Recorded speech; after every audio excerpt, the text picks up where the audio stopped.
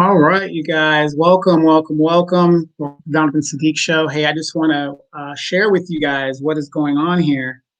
It seems like Donald Trump has been impeached for the second time. This is a guy that wants to be known as, you know, the greatest of all times. I mean, he's even said that he's probably the most popular president since Abraham Lincoln, if not Abraham Lincoln himself. He has been impeached again, and he's too stupid to realize that he had a very, very great chance of being a pivotal president, but his racism and his outright bullshit did him in. So it says here, breaking: Trump is the only president to be impeached twice. I mean, how could you be twice in a 4-year period? 4 years is, I mean, he's done a lot of damage in 4 years, but it's just crazy to be impeached twice under that. But see, this is exactly why a government cannot be run like a business. This is a man who was born with a silver spoon in his mouth, and people act like the Trump organization is this big organization. It is a family-owned organization. There's only a few people involved in it. And basically, what he says goes. You can't run a democratic government like that. And he just will not understand that. And he's on his way out. And I don't understand why all these Negroes are sitting here getting all happy and jumping and dancing in the streets again, when an impeachment is nothing more than an indictment. It's going to get to the Senate and nothing is going to happen. Do you think that these senators is going to give a shit? I guarantee you he will not be convicted in the Senate, because politics is about power. That's all it's about. It's power. And it is 50-50 in the Senate. 50-50 with Kamala Harris with the tying vote. Do you think that they're going to do anything about it? No. What they're going to say is, for the betterment of the country, for the betterment of the country. And they're going to let them walk because it would set a precedent. But, for those of you guys that wanted to know, Donald Trump has been impeached for the second time in a 4-year period. So I've been chatting it up with some of my Republican buddies and my Trumpsters. It's crazy to me how, when Hillary Clinton lost, the Trumpsters were like, "Get over it, snowflake." The name calling was going on. Oh, Trump is the greatest, and this is that. Okay, now they've lost, and they're mad because, once again, any Trumpster that comes to me, the first thing I say is, "Where's the proof? Show me the proof, and I'll agree with you." But once again, they can't provide any proof. You ask anybody, okay, I'm with you. He won the election. Show the proof. You've been to court over 60 times. Where is the proof? I've looked at the public record and the filings in these court cases. Not all of them, but a significant amount. I've done my homework. In all of the filings, and these attorneys know that they can't be, filing no bullshit, or they can be disbarred and sanctioned by their bar association, their, the attorney of bar association, law association. And every one of the filings, even Giuliani, his personal attorney, said, this is not about fraud. What more do you guys need? Just about every case was lost, but I think 1 or 2 out of 63 cases.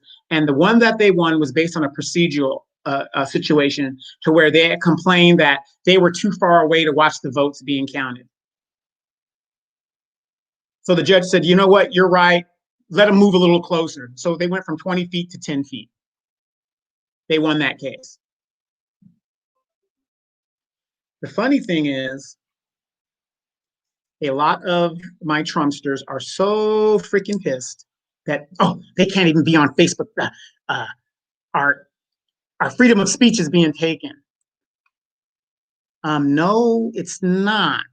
Your freedom of speech is when you're outside of your home and you can't say certain things like incite riots. You can't incite sedition. You can't, there's certain things you can't do. You can't call a fire in a movie theater in a packed place. That's a crime. You can't try to overthrow your government because you're not getting your way. I get arguments in regards to, well, Donald Trump got the most votes in the history of the presidency. That's true. I agree with that. Except for the Joe Biden who got more. He lost the popular vote against Hillary Clinton, and he also lost the popular vote by 2 million more, 2 to 3 million more in this election. Explain that. Fraud, fraud, fraud. That's how it goes. That's exactly how it goes. So I don't understand how, a bunch of my friends, Trumpster friends, oh, I'm getting off Facebook. Oh, I'm done. Really? You're not getting your way? So that's how it goes? Now, remember now, I have nothing in the fight. I'm not a Democrat because I'm a recovering Democrat, and I'm not a Republican, but I am an American. And I'm looking at both of these parties and I'm like, wow, really? This is how you deal with it. So basically for 4 years, the Democrats had to eat shit, and they did eat shit. And now it's your turn to eat shit, and you don't want to eat it. Mm, mm, mm, mm, mm. So anyway, today Donald Trump was impeached for the second time. It's never been done in the United States of America.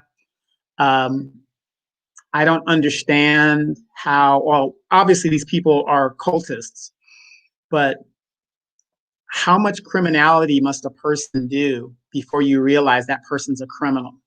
Okay. Um, this man is obviously spooked for some reason. You couldn't get his taxes for 4 years. He obstructed Congress for 4 years. He did everything he could do that we can't do to get away with it. Now, at the 11th hour, when Mike Pence, who doesn't have the authority to do what they assumed he's supposed to do, because it's mostly ceremonial, and it's amazing to me, my Trumpsters and my Republican friends, these are the people that talk about states' rights. That's what Ronald Reagan brought in his conservatism, states' rights.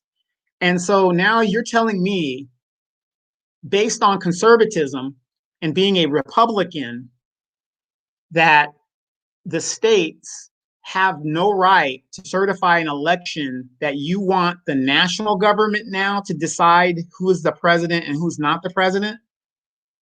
So I can just, on the national level, I can take all of the votes in Texas and just throw them out because I'm the vice president. Is that what you're saying? I thought Republicans were for small government. It just doesn't make sense to me how in one situation this is okay, but in another situation this isn't okay. You only challenge the states that had a high Black population rate, but you didn't challenge any other states. And even if you had overturned Georgia, it still wouldn't have mattered to get you the presidency. So how do you guys not think he didn't win? Joe Biden didn't win, and I'm not a Joe Biden fan because Joe Biden is no better than Donald Trump, because a racist is a racist, and it is what it is, right? So throw Georgia out regardless, because the first thing people are going to say, did you see them pull those votes from underneath the table and all that? Okay, fine. I'll give you that, even though that isn't what you saw, is what you say you saw, but you didn't see because you're listening, because you're a cultist. I'll give you that. Let's give the electoral win in Georgia to Donald Trump. He still doesn't win. the Electoral College. Even if you gave him Georgia, he still doesn't win. So if that is your mantra, how do you explain him still not winning the Electoral College? It just doesn't make sense. So now all of these people who see that this man has led them into believing that there was a steal and all that, he's throwing you under the bus. And it's like, oh, I'm done. You know, I'll remember, because he said he'd walk with you and he didn't. He has led you to help overthrow your own government. And now you guys have nothing to say. Now you're just, I'm just flustered. This is why critical thinking is so, so important. Well, Donald Trump's been impeached for the second time. Negroes are in the street dancing, and people are in the street dancing like it makes a difference. And an impeachment is nothing more than an indictment. It doesn't mean anything unless, and it's an indictment in the Senate, and then that's where the court case is going to be. And he's going to be out of office in 8 days. I'm not saying he shouldn't be punished. That is not what I'm saying. What I'm saying is they're not going to punish him. They're going to let him walk away for the betterment of the country. That's exactly what's going to happen. Now, if they do convict him and remove him officially, he loses his pension, he loses his Secret Service, he loses anything federally funded that came with that office. So I think they should do that, but I don't think the Republicans will have the courage to do so.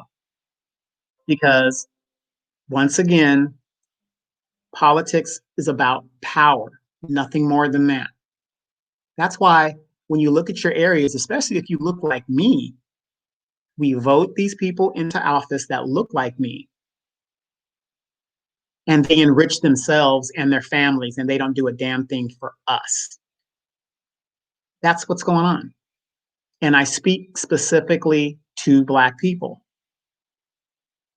You know, everybody, oh, Warnock, oh, yeah, we did it, blah, blah, blah. You guys are saying the same shit you did for Doug Jones in Alabama. And Doug Jones just got blown out by a college football coach who's never had any political experience ever in his life. Got blown out. Warnock is in there for the next 2 years. That was a special election. He's in there for 2 years. He won with less than 2% difference between him and a very bad candidate in Kelly Loeffler, whatever her name is. He barely won. So he better come up with a Black agenda within the next 2 years, or he's not going to win that seat. That seat will go right back to the Republicans, right back to the Republicans, unless they put up another and better candidate to win that seat. So, yeah, it is Wednesday. And by the way, today is my niece's birthday. So happy birthday, Jasmine. I will give you your birthday song a little bit later. We'll go ahead and do that. Also, you know, a lot of people critique what I am doing and what a lot of the new Black media is doing for the simple fact that, you know, we're not having it. And it's funny how some people could take what I'm doing as a negative and they will fight me all the way, saying, oh, it's negative, it's negative, it's negative. Well, goddamn, show me something positive. Just because I'm highlighting Black representatives and servants' records, that ain't my fault that there's nothing in there specifically for Black people. I'm just trying to show you these people get in with our story talking about what they're going to do for us, and they get in there and they do absolutely nothing. But yet people take that as a negative and that I'm embarrassing these people. Well, God damn it, they should be embarrassed. They should be embarrassed.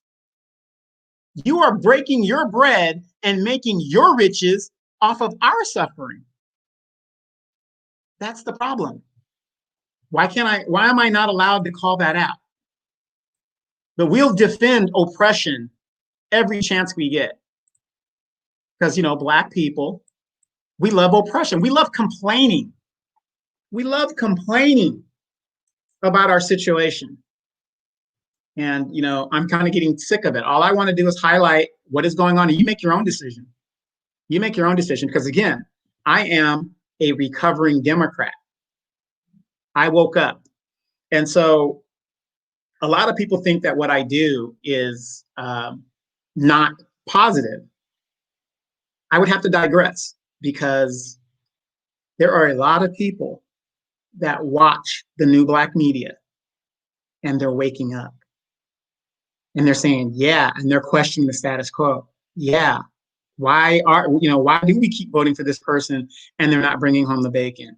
When I was watching the congressional hearings today, or whatever you call it, debate, I was just cringing at all of the old black people that could barely make it to the podium to speak. Do you guys realize collectively the median age, we're not the median age of Congress, but the median age of the congressional leadership on both sides is 73 years old? There was one man from Georgia, it's like he had to crawl his way to the podium. He had 30 seconds to speak. And by the time he uttered maybe 3 sentences, his time was up. It was just, I just couldn't believe and some of the people that were speaking, Steny Hoyer, Nancy Pelosi, you name them, as they're talking, they forget what their talking points are, and they've got to look down at their notes. And they were doing it successively.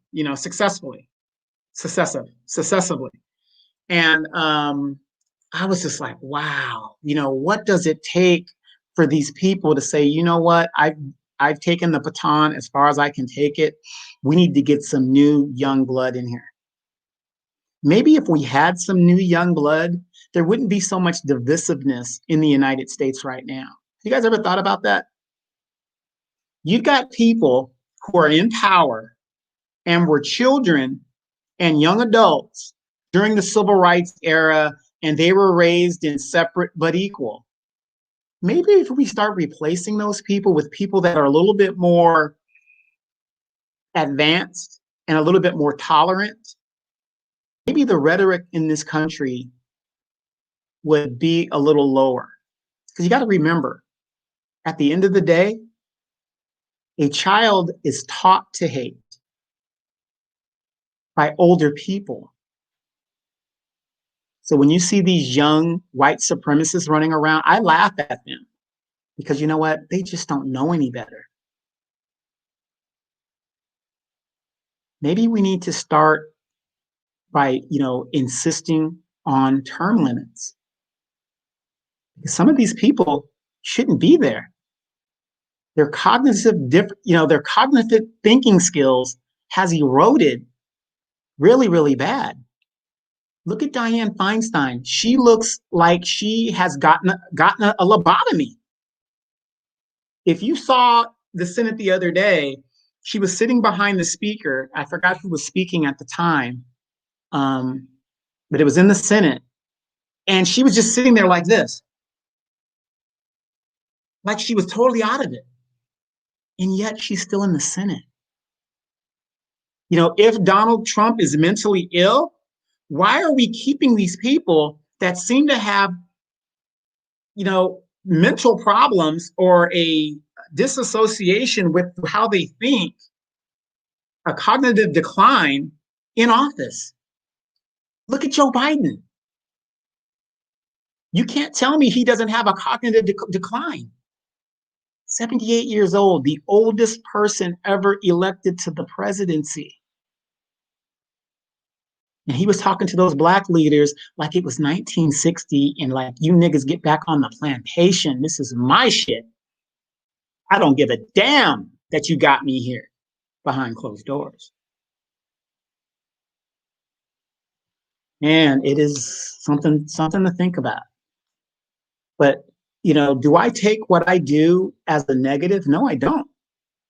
Because I've been told time and time again by people all over the nation what we are doing, Demetra K, The War Zone, the Philip Scott Show, the Trey King Show, all these shows, the new black media, is we're waking some people up that didn't know what was going on. Like some of you guys have heard here in California that Hispanics are 3 times more likely to be affected by the COVID and die from the COVID than any other group here in California. That's true. That's very true. Now, why am I bringing that up? Because the media isn't telling you the real story. Okay? And those of us here in California, you guys know what I'm talking about. We got to remember Hispanics, number one, lived in generational homes. That means they might have grandma in there, daughter, grandkids, so on, so on, so forth. Multi-generational homes, because they can do that. They practice group economics, and God bless them. But what the media is not telling you is these people are partying every other day like it's 1999 and there's nothing to worry about. So if you're having mass group parties, what do you think the COVID's going to do? What do you think it's going to do? Of course, you're going to get it 3 times more likely than everybody else. I walk my dog at the park with my mask, and you'll see Hispanics out there practicing soccer with no masks on. You see them with their kids at the park. Why would you put your kid on a park in the playground and COVID is running around and things like that? And you can't tell me, like I just touched my face just now, you can't tell me that you're disinfecting the kid and doing all, we all can't do that. But that's what we do. That's why we got to talk the real. That's why we have the new black media. We're going to tell you the real deal. This is why they're being affected 3 times more likely than any other group here in California, especially Southern California.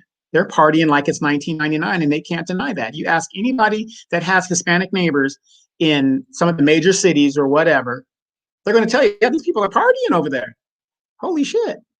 But Black people are doing the same goddamn thing. You're finding basketball stars and football stars going to family parties. I can go on Facebook at any time and I can see Negroes partying with their family. Like, because you're related to that person, you're not going to get the COVID. Insane. So are we going to stop doing what we're doing? No, we're not going to stop doing what we're doing, because we're covering stories that the main media is not going to cover. We're not letting go of what's going on. It's because of the new black media that reparations, the Democratic Party can't go away from it because we keep bringing it up. It's because of the new black media, Kamala Harris's campaign imploded. It imploded because the truth was being put out there on her. But of course, the Democratic Party brought her back and put her on the ticket, and then there you have it. But overwhelmingly, people rejected Kamala Harris based on her record. This is what we do, and I'm not going to stop doing what I do until I do it. A lot of people say it's negative. Well, it's negative if you're out there defending white supremacy. It would be negative if you are a defender of white supremacy. But here's the funny thing. My white supremacy friends and my white Republican friends and my white friends in general, they don't say shit to me. They might think what I'm doing is bullshit, but they know not to say a damn thing to me, which is common sense. They're on their side of the issue. I'm on my side of the issue. Am I right to be upset that the wealth gap is not being addressed in this country? Black people on average have $17,000 household income annual, and white people have $111,000. But yet, all of these programs, you're going to give, why would you give money to people who already have money? But that's what we do in this country, instead of giving to the people that don't have the money. Oh, I'm sorry, I'm critically thinking. I'm trying to wake you up. I'm trying to turn that light bulb on in your head to say, wait a minute, yeah, that doesn't make any sense. Where's your black agenda? Don't worry about my black agenda. Just because you don't see me doing stuff outright doesn't mean I'm not doing it, and you can't disprove I'm not doing it, because what I'm doing is right here. But giving somebody a black agenda and they don't propose it doesn't make sense. It's because of the new black media. Sheila Jackson Lee resubmitted the HR 40 that's been in Congress for 30 years that they don't want to pass or even give a vote to.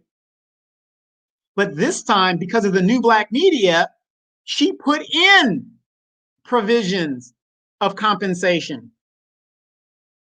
We don't need a goddamn study. What do you need a study for? You didn't have a study when you gave the Japanese their money. There was no study needed for that. When you gave the Jews their money, there was no study needed for that. When you pulled $3 trillion out your ass last year, nobody studied that. I told you guys on my show last week to watch for Joe Manchin, a Republican posing as a Democrat. He says you don't need your $2,000 and you think that's too much because people are going to get it that don't really need it. Now he's going to hold it up. But this is the kind of stuff we tell you about. Stop voting for oppression. Wake up. Stop defending white supremacy. Would I be even talking? Would the new black media even be talking if there wasn't a problem with white supremacy affecting black people? They're outright murdering us in our homes now. In our homes. They're walking in our homes and just murdering us.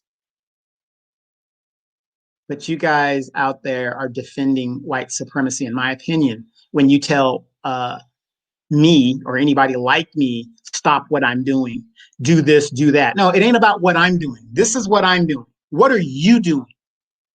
What are you doing? But see, that's our problem.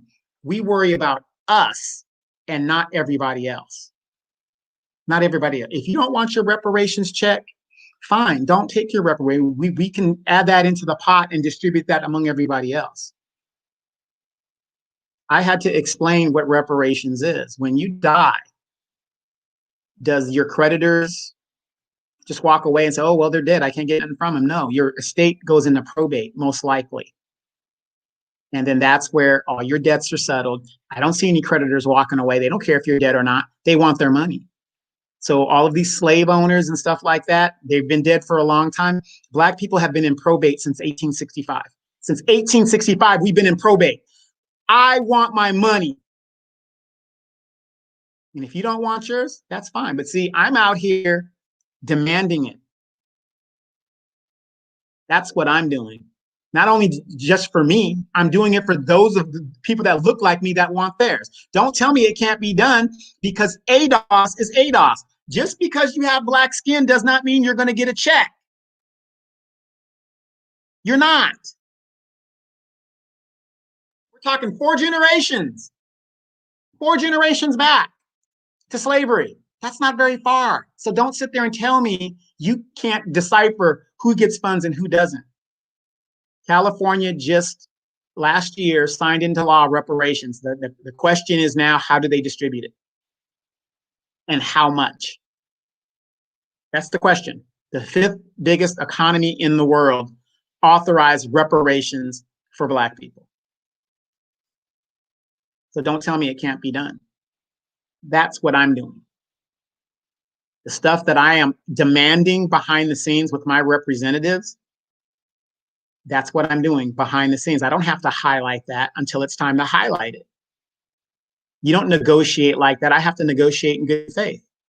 It just so happens the California Assembly, the majority leader, is a good friend of mine that I support wholeheartedly. Now, does that mean that I'm a shot caller? Absolutely not.